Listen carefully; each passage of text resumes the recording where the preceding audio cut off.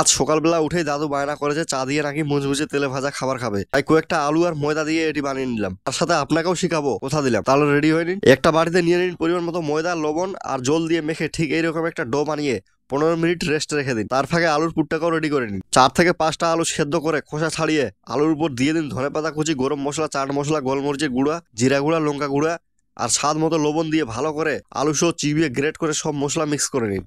এবার 15 মিনিট পর ময়দার লেচি কেটে এইরকম না পাতলা না মোটা একটা রুটি বানিয়ে নিয়ে দিয়ে দিন ওই আলুর পুরটা গোটা রুটির উপর এইভাবে ভালো করে লাগিয়ে।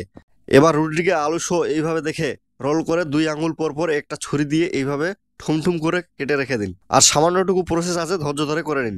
এবার একটা বাড়িতে নিয়ে নিন একটা ডিম আর সামান্য পরিমাণে লবণ দিয়ে মিক্স করে নিয়ে একটা করে কাটা ময়দার ঠুম ডিমের বেটাটিতে ডুবান আর ছাড়ুন গরম তেলে।